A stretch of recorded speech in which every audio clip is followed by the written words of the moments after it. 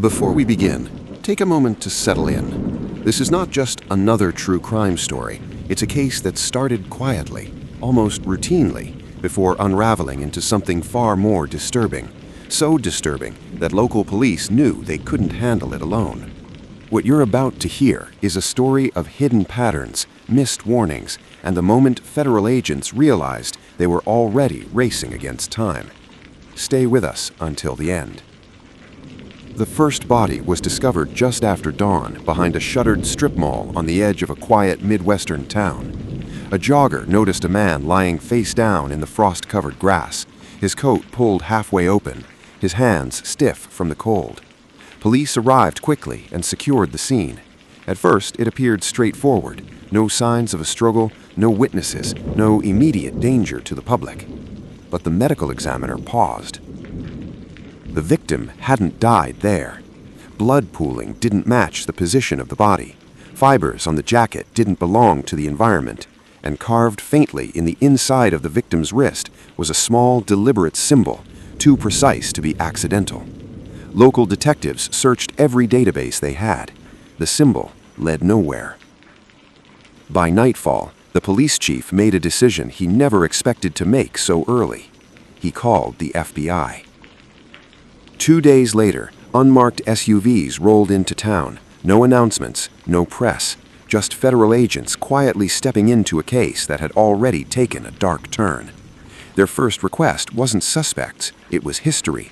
Old files, missing persons, cold cases that had been closed without resolution. That's when the pattern appeared.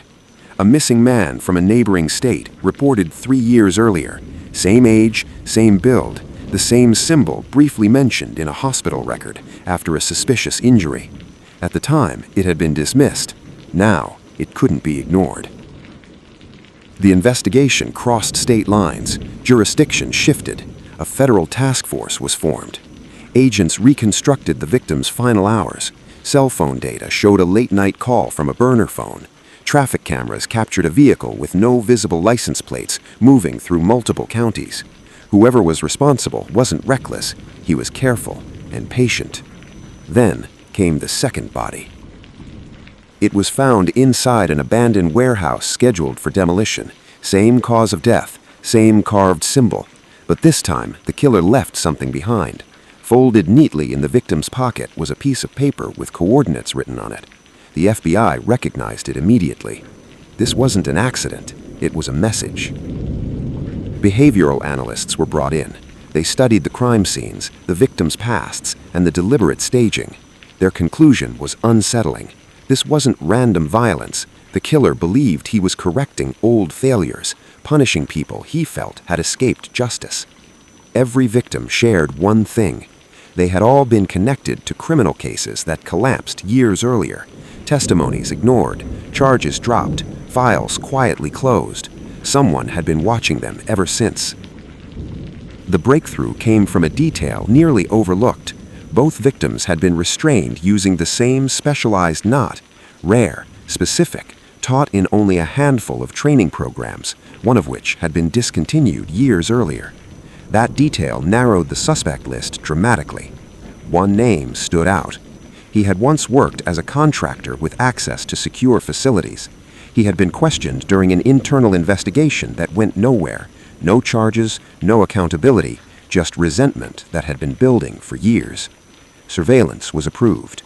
Agents tracked his movements, purchases, and routines.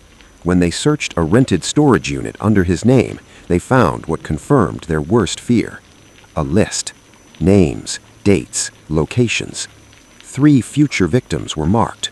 One was scheduled just days away. The arrest happened at dusk. No resistance, no panic. He went quietly, almost calmly.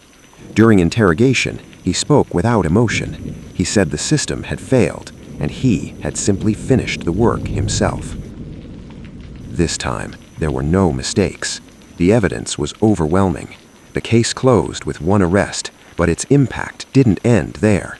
Cold cases were reopened, procedures were re-examined, families finally received answers they had waited years to hear. And one small town realized how close it had come to becoming the center of something far worse. because the FBI didn't just join the case after the first body was found. They joined it before there were more. If this story kept you listening, please like the video, subscribe to the channel, and share it with fellow true crime fans. And don't forget to drop a comment below. Tell us what you learned from this case or which detail stood out to you the most.